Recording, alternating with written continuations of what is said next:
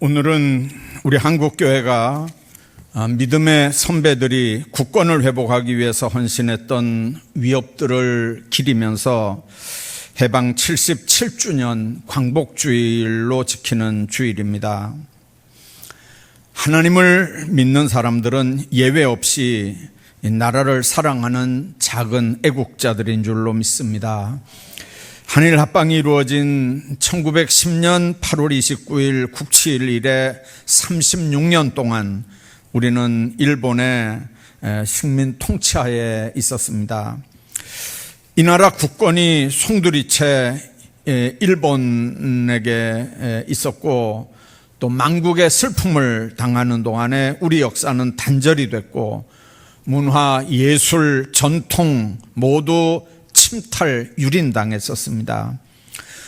광복군을 조직해서 국권을 회복하려고 했고 만세운동을 하면서 항일운동을 했지만 수많은 애국지사들과 국민들이 고난을 당했고 무참하게 희생을 당했습니다. 일제 36년의 탄압 아래 특별히 한국 기독교는 이중적인 고난을 받게 됐습니다. 하나는 국권을 빼앗긴 동족으로서 함께 받은 민족적인 고난이지만 또 하나는 이 기독교 신앙 때문에 받는 특별한 고난들이 있었습니다. 수많은 교회가 불탔고 수많은 성도들이 신사참배를 반대하다가 옥고를 치르고 순교를 당했습니다. 그러나 1945년 8월 15일 날 드디어 일본 천황은 연합군에게 무조건 항복을 선언했고 이 나라는 36년 만에 광복의 빛을 보게 됐습니다. 역사적인 관점에서 볼 때 일본의 군국주의 압제에서 자유와 해방을 받은 거지만 우리 기독교적 관점에서 볼 때는 일본의 천조 대신 즉 태양신의 아들 숭배에서 해방을 받은 신앙의 자유를 얻은 그런 날이기도 합니다. 이런 부분들은 해방이라는 차원에서 신앙적인 면에서도 마찬가지로 적용이 됩니다. 오늘 우리가 읽은 말씀 가운데 우리는 죄의 법 아래 마귀 사탄의 지배 아래서 살아왔었습니다. 그러나 예수 그리스도를 내 구주로 영접하는 순간에 우리는 죄의 법 아래가 아니라 성령의 법 아래 사는 새로운 피조물이 된 겁니다. 오늘 본문은 성령의 법이 너를 죄와 사망의 법에서 해방했다 그렇게 말씀합니다. 그래서 우리는 죄와 사망으로 우리를 얽매이는 마귀 사탄의 권세에서 해방된 하나님의 자녀들이 된 줄로 믿습니다. 오늘은 본문을 중심으로 우리 마음 가운데 우리 주님께서 주시는 또 다른 해방, 또 다른 자유를 생각하면서 은혜를 나누려고 합니다. 마귀의 죄 아래, 죄의 법 아래, 마귀 사탄의 지배 아래 살면서 제일 우리가 심각하게 받아들이는 죄가 뭘까요? 염려입니다. 근심입니다. 걱정입니다. 성경에 365번 염려라는 말이 기록이 되어 있다고 합니다.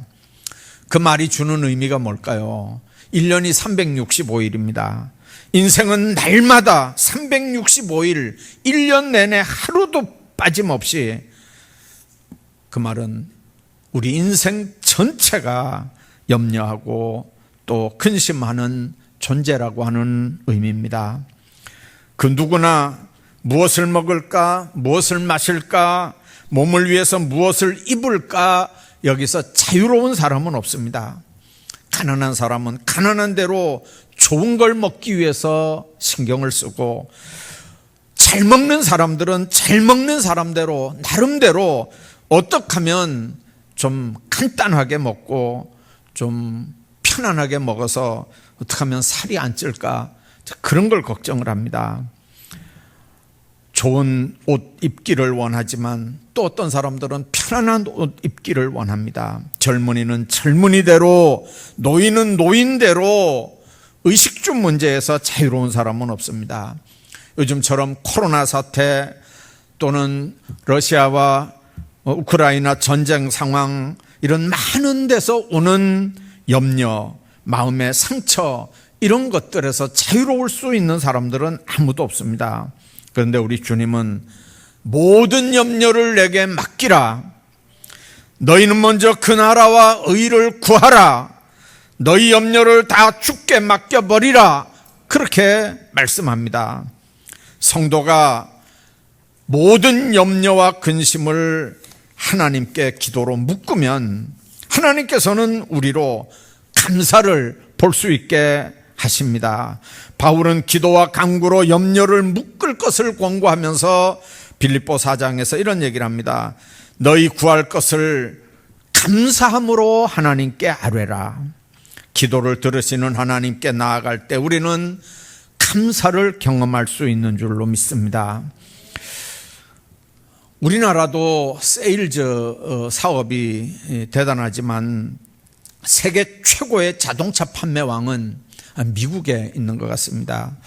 12년 연속 전 세계를 상대로 이 자동차 판매 왕으로 기록이 된 신기록을 가진 존 지라드라고 하는 사람이 있었습니다. 30대 중반까지는 걱정과 두려움 때문에 사람들 앞에 나서는 일조차도 이렇게 쉽지 않았고, 특히 대인기피증 같은 게 있어서 정말 대인관계는 못하는 사람인 줄로 본인도 주변 사람도 다 그렇게 알았던 사람입니다. 자, 그런데 이를 극복하고 세계 최고의 자동차 판매왕이 됐는데 12년 동안이나 연속해서 그랬습니다. 그 비결을 나중에 소개를 했는데, 그 비결 첫 번째가 뭐였냐면 하나님을 의지해서 자기 자신에 대한 확신을 가지라는 거죠. 하나님을 의지해서 자기 자신에 대한 확신을 가지라는 겁니다. 두 번째, 긍정 에너지를 가진 사람들과 자주 만나라는 거예요. 세 번째는 걱정, 근심할 틈이 없이 바쁘게 움직이라는 겁니다. 이 존 지라드는 자기가 경험했던, 자기가 겪었던 고통에서 자유함을 얻고 자동차 판매왕이 된 가장 첫 번째 요소를 하나님 의지해서 자기 자신에 대한 확신을 가질 때 그 엄청난 일들을 해냈다고 지금 고백을 하는 겁니다. 의식주부터 사소한 일에 이르기까지 매사에 염려가 많고 불안감이 엄습하면 세상 말로 스트레스 받게 돼 있고 신경증을 불러옵니다. 이런 증세가 심하면 몸과 마음과 영혼에 탈이 나게 돼 있습니다. 근심하거나 걱정하지 말라고 말씀하신 예수님은 너희 중에 누가 염려함으로 그 키를 한 자나 더 할 수 있겠느냐? 또 너희가 어찌 의복을 위하여 염려하느냐? 들의 백합화가 어떻게 자라는가 생각해 보라. 수고도 아니하고 길쌈도 아니하느니라. 마태복음 6장에서 그렇게 말씀합니다. 사실은 근심과 걱정은 인간만 가질 수 있는 감정입니다.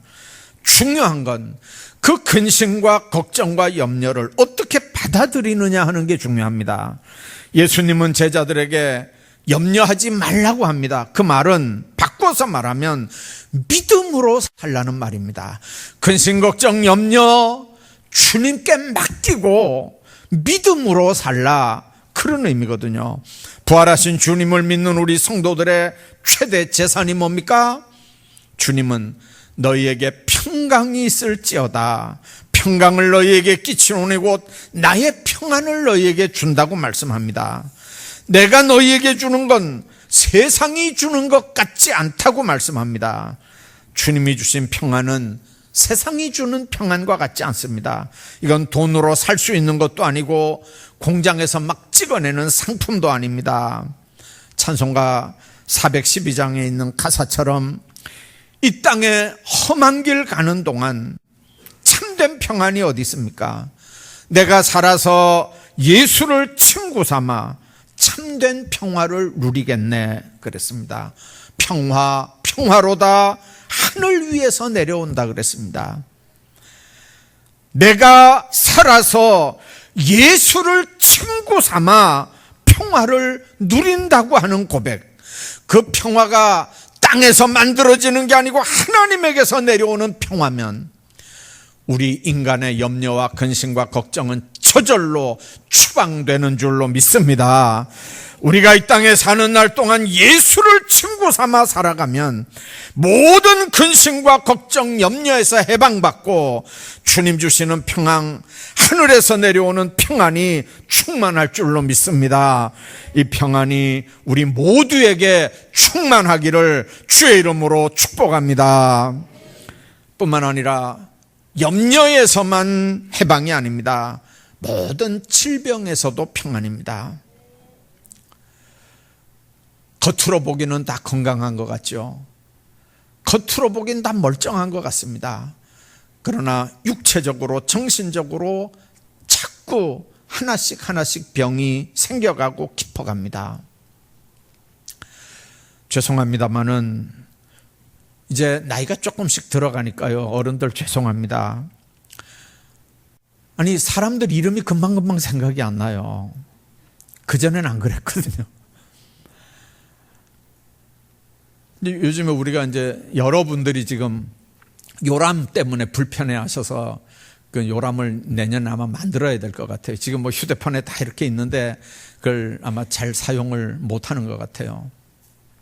누구 이렇게 얘기하면 옛날에는 책 딱 이렇게 딱 펴서 이렇게 봤는데 요즘 휴대폰 찾아야 되니까 그 찾는 게 이제 잘 쉽질 않으니까 내한테 묻는 거예요. 그러면 내가 기계처럼 그냥 착착 이렇게 대답을 해주면 얼마나 좋은데, 나도 얼굴은 앞에 와서 뱅글뱅글 돌고 성까지는 나와요. 박아무개인데 뒤에 이름이 안 되는 거 이게요. 근데 그때 무슨 생각을 하냐면요, 뇌세포가 어떻게 됐단 말이에요? 죽었다는 얘기. 뇌세포가 자꾸 죽어간다는 얘기예요. 그럼 여러분들 기억만 안 나는 걸까요? 아니, 기억만 안 나는 게 아니에요. 그거는 우리가 느끼는 거고, 팔다리도 안 움직이는 거고요, 오장육부도 지금 슬슬 어떻게 되는 거예요? 안 돌아가기 시작하는 거예요. 안 돌아가는 거예요. 그러니까 며칠 후 주님만 아시는 그날 우리는 요단강 앞에 지금 자꾸 가는 거예요. 자, 여러분들, 철학자 사르트르라고 하는 사람 이런 얘기를 했어요. 인생이 뭐냐? 질병이다. 자신 있게 그렇게 얘기를 했어요. 인생이 뭐냐? 질병이다. 참, 여러분들, 질병은 인생을 얼마나 고통스럽게 하는지 모릅니다. 세상에 질병이 없다면 얼마나 좋을까요? 100세 시대라고 하는데 건강하고 100세면 얼마나 축복이겠습니까? 우리 필리핀의 100주년 기념교회 세워준 그 선교 센터 선교회의 목사님 한 분이 어제 아래 모친상을 당했는데요. 이제 코로나 때문에 문상을 못 받는다고 오지 못하게 해서 이제 가고 싶었는데 못 갔어요. 이제 물어봤어요. 어머니 올해 연세가 어떻게 되냐고. 그러니까 102세였대요. 102세. 보통 100세는 보통 사는가 봐요, 요즘에요. 자, 그런데 건강하게 100세면 얼마나 좋겠어요. 김영석 교수처럼 100세에 강의도 하러 다니고 100세가 넘어도 가서 세미나도 참석하고 강의도 하고 하면 얼마나 좋겠어요. 근데 자기 몸도 못 가누고 옆에 사람들 힘들게 하는 100세면 여러분들이 이 장수가 복이 아니거든요. 자, 인간의 육체는 강철이 아닙니다. 쇳덩어리도 아니고요, 천하장사도 병들 수 있습니다. 그리고 그 질병이 인간과의 관계도 망가뜨려요. 가족 관계도 그 질병이 다 헝클어 놓고요. 그리고 마지막에 그 질병은 결국 우리를 죽음으로 이끌어갑니다. 질병을 고치는 의사도 결국은 질병으로 죽어가고요. 그렇게 아름답던 미인도, 그렇게 지혜롭던 철학자들도 질병으로 다 죽어갑니다. 분명히 질병은 무서운 고통임에 틀림이 없습니다. 자, 그런데 우리 질병을 다스려 주시고 고쳐 주시는 분은 치료자 예수님인 줄로 믿습니다. 예수님은 병 낫기를 원하는 무리들을 말씀으로 치료합니다. 귀신 들린 자들을 자유하게 하고 병든 자를 고쳐주셨습니다. 이사야 53장에 메시아 예언 가운데 하나가 이 말씀입니다. 그가 찔림은 우리 허물 때문이요 그가 상함은 우리 죄악 때문이라. 그가 징계를 받음으로 우리가 평화를 누리고 그가 채찍에 맞음으로 우리가 나음을 입었도다 그랬습니다.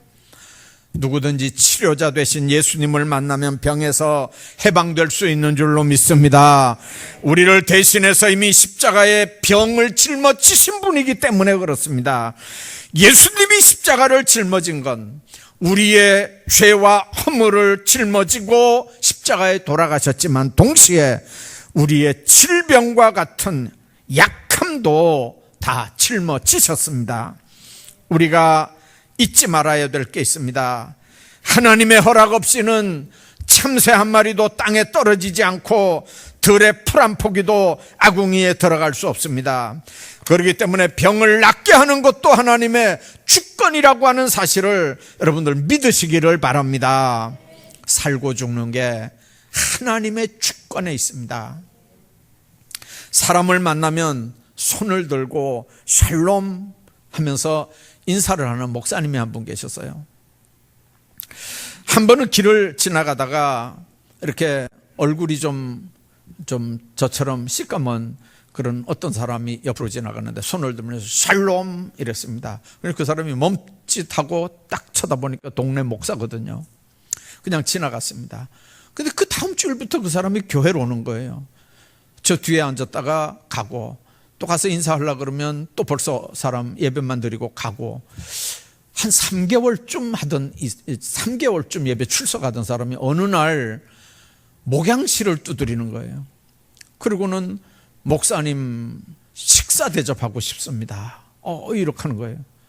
그 새신자가 식사 대접하겠다 그러니까 목사님이 이제 응했습니다. 그래서 식탁에 앉았는데 이제 그분이 하는 얘기가 이런 거예요.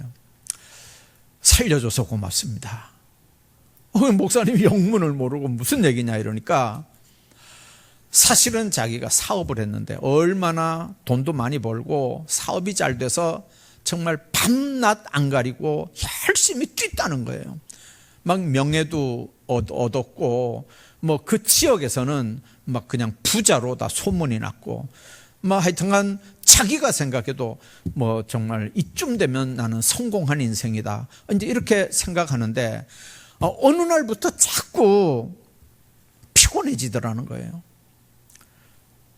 그래서 좀 이상해서 병원에 가서 피검사를 하고 검사를 했더니 병원에서 하는 얘기가 당신은 간암 말기입니다.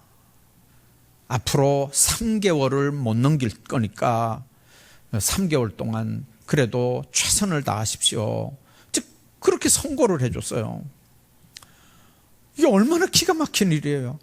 그동안에 밤낮 안 가리고 돈을 벌고 정말 성공하고 출세를 했는데 이제 3개월밖에 안 남은 거예요. 그 주변 사람들이 너무 안타까워하는 거예요. 그 가족들이 너무 안타까워하는 거예요. 근데 이 사람은 그 자기 주변 사람들, 자기 가족들을 이렇게 보는 순간에 그 가족들의 눈으로 하는 말을 읽을 수 있는 거예요. 그 눈으로 하는 말이 들리는 거예요. 그 사람들이 뭐라 그러냐면요. 3개월 후에는 죽을 놈. 3개월 후에는 죽을 놈.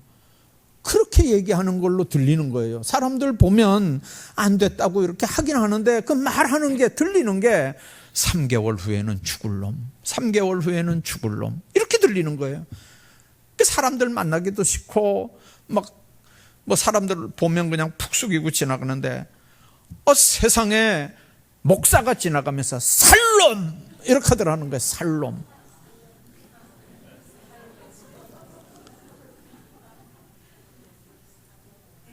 그래서 집에 와서 가만히 생각하니까 난 살롬이지. 내가 왜 죽어?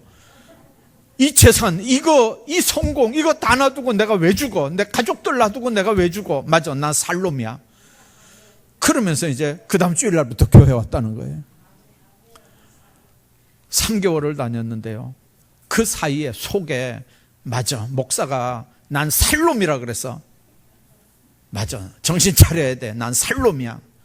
그러면서 정신 차려 약도 먹고, 그전에는 약 병원에서 주는 것도 뭐 어차피 죽을 거 약도 안 먹고 그냥 병원에서 시키는 거 하나도 안 하고 그랬는데, 그냥 그때부터 맞아, 난 살놈이기 때문에, 그러면서 정신 차리고 약도 잘 먹고 그저 먹는 것도 잘 먹고 편안히 이렇게 안식도 취하면서 그런데 교회 다니다 보니까 3개월이 싹 지난 거예요. 그리고 자기도 모르게 거울 앞에 자기를 딱 보니까요, 얼마나 건강해졌는지 몰라요. 자기가 자기를 봐도 건강해진 거예요. 그래서 목사님을 찾아온 거예요. 사람들이 다 죽을 놈이라고 날 쳐다보는데 목사님만 날 살 놈이라고 했습니다. 그래서 내가 목사님 대접하고 싶습니다. 여러분들 아시잖아요. 목사님이 무슨 살놈이라 그랬겠어요? 샬롬이라 그랬겠지. 그 샬롬 소리가 살놈으로 들리는 거예요. 하나님의 역사는 그렇게 일어나는 거예요. 하나님의 말씀은 살았고 운동력이 있는 줄로 믿습니다. 우리 건강도 생명도 하나님의 절대 주권 안에 있는 줄로 믿습니다. 예수 그리스도는 어제나 오늘이나 영원토록 동일하신 하나님입니다. 영과 육의 질병 때문에 고통받고 있습니까? 믿음을 가지고 주님 앞에 나오기를 바랍니다. 하나님에 대해서 아는 걸로 끝나지 말고, 그게 신앙생활이 아니거든요. 하나님에 대해서 아는 거, 예수에 대해서 아는 게 신앙생활이 아니고요, 예수를 아는 거, 하나님을 아는 게 신앙생활인 줄로 믿습니다. 진정한 치료는 예수님을 만남으로 시작이 됩니다. 치료자 되신 하나님 예수님과 함께 복된 삶들 살아가시기를 주의 이름으로 축복합니다.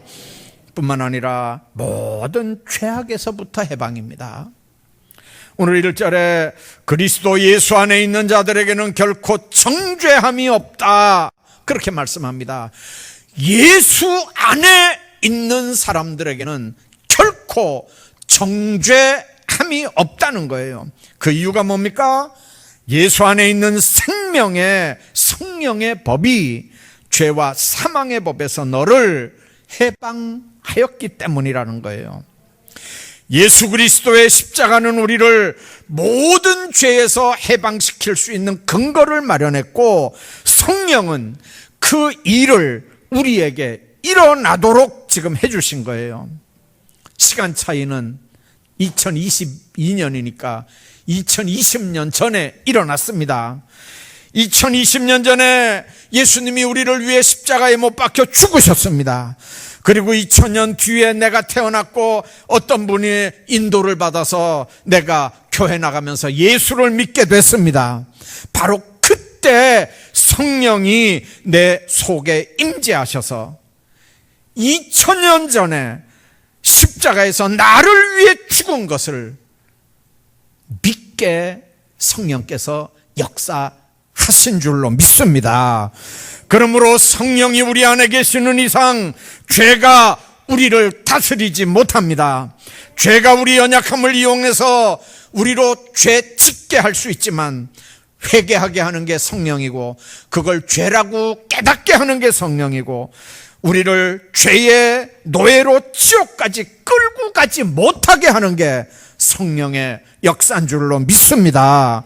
왜 그렇습니까? 우리는 예수 그리스도를 영접하는 순간에 성령 하나님을 모시고 하나님의 자녀로 새로 태어난 피조물로 살아가기 때문에 그런 줄로 믿습니다. 하나님은 영원히 죄 문제를 해결하기 위해서 독생자 예수를 이 땅에 보내셨습니다. 그분을 믿음으로 이제 우리는 예수 그리스도의 십자가의 피로 구속함을 받아서 하나님의 자녀들이 된 줄로 믿습니다. 그래서 모든 성경은 이 부분을 강조하는 겁니다. 창세기 1장부터 요한계시록 마지막까지 큰 줄기가 바로 이 부분입니다. 그래서 종교개혁자 루터는 성경을 쥐어짜면 피가 나온다 그랬습니다. 구약에서는 짐승의 피가 흐르고 신약에서는 예수의 피가 흐르는 겁니다. 짐승의 피로 안 되니까 결국 육신을 입은 하나님이 십자가에서 우리를 위해 한 방울도 남김없이 그 피를 흘리신 줄로 믿습니다. 인간들의 잘못에 대한 과거의 기억은 계속해서 무의식적인 고통과 절망감을 만들어냅니다. 그러나 십자가에서 흘린 보혈은 흰눈처럼 양털같이 기억도 하지 않는 하나님의 사랑인 줄로 믿습니다. 옛날 겔트족 사이에 전해오는 이야기가 있습니다. 천사가 한 영혼을 이렇게 받들어 하늘나라로 가는 중인데 그 영혼은 천사의 호의를 받으며 따라가면서 늘 이렇게 걱정을 합니다. 이렇게 가자고 하니까 내가 따라가긴 합니다만은 사실은 난 죄 많은 영혼입니다. 내가 어떻게 천국 들어갈 수 있겠습니까? 저는 워낙 더럽고 죄가 많은 놈입니다. 죄가 많은데 그러면서 천사의 강력한 이렇게 인도에 어느덧 천국문 앞에까지 이렇게 들어섰습니다. 그런데 천국문 앞에 들어가기 그토록 송구스러워하던 영혼이 물끄러미 자기를 보니까 아주 깨끗해져 있는 거예요. 아무 허물도 안 보이고 흰 세마포 옷을 입고 지금 천국문을 들어가는 거예요. 그 영혼이 천사에게 묻습니다. 내가 죄 많은 사람인데 어떻게 이렇게 깨끗하게 됐느냐? 천사가 대답합니다. 예수님께서 우리를 위해 흘리신 피로 다 씻음을 받았고 덮으셨기 때문에 당신의 죄가 가리워져서 하나도 보이지 않는 것입니다. 그래서 그 영혼은 마침내 담대한 마음으로 하나님 나라에 들어갈 수 있었다는 얘기입니다. 왜 우리가 자꾸 죄에 대해서 얘기를 합니까? 자기 병이 심각하다는 걸 알아야 의사를 찾는 것처럼 자기 죄가 어떤지 알아야 죄의 구원자, 죄의 용서자인 예수를 향해 달려갈 수 있는 줄로 믿습니다. 자기가 죄인이라고 하는 걸 깨닫지 못하는 사람은 예수님을 간절히 찾을 일이 없습니다. 자기가 죄인이라고 하는 거, 자기가 행한 모든 게 죄라는 거, 그걸 깨닫게 하는 게 내 안에 계시는 성령 하나님인 줄로 믿습니다. 어느 때 예수님을 간절히 찾습니까? 자기 죄를 죄로 인정하고 그 죄의 결과가 심각하다고 하는 사실을 깨닫는 사람은 매 순간 자기 죄 때문에 구원자 예수님을 간절히 찾을 수밖에 없는 겁니다. 그게 성령의 법 아래 사는 사람들의 삶의 모습입니다.